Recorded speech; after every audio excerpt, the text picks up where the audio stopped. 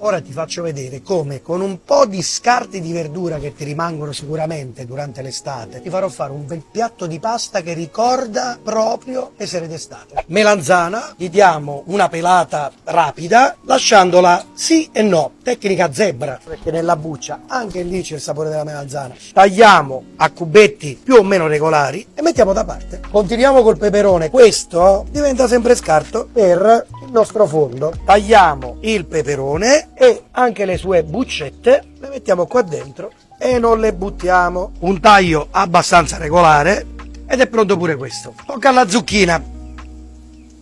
Via, pronto. Patate, anche queste, non le buttate le bucce, ci portano sapore. Tagliate regolari, abbiamo bisogno di questo. Un po' d'acqua, toglie un po' di amido, evita l'ossidazione delle patate. E via anche questo, pronto.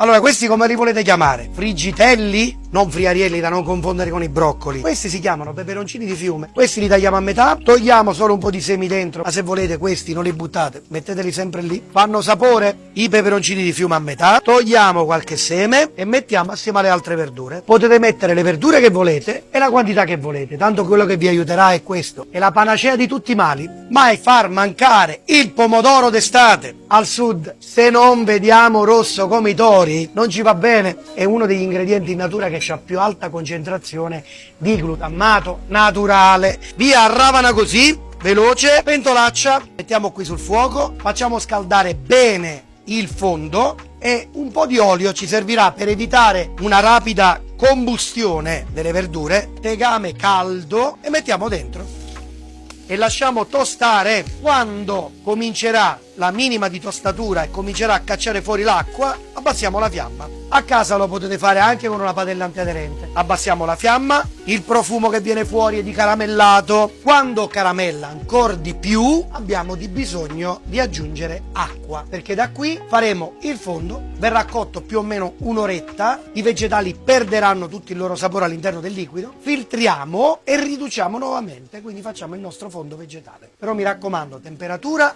non particolarmente alta, deve pippiare anche questo. Ci vediamo fra un'oretta. Il fondo che ne ricaviamo lo mettiamo in uno bello chinois, così facciamo colare bene le verdure di nuovo sulla fiamma. Quando caramella piano piano diventerà sempre più scuro, e quello sarà il vostro fondo vegetale.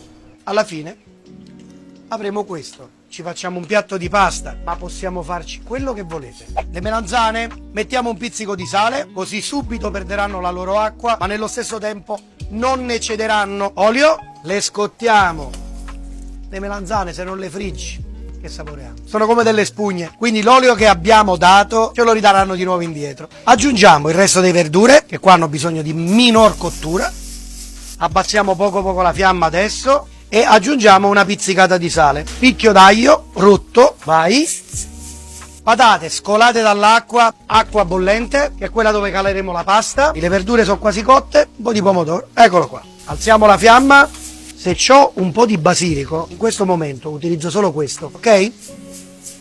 Patate sbianchite, non troppo, perché la fine della cottura gliela facciamo fare qua dentro, non ce lo facciamo mancare, una punta di peperoncino, dobbiamo soltanto calare la pasta.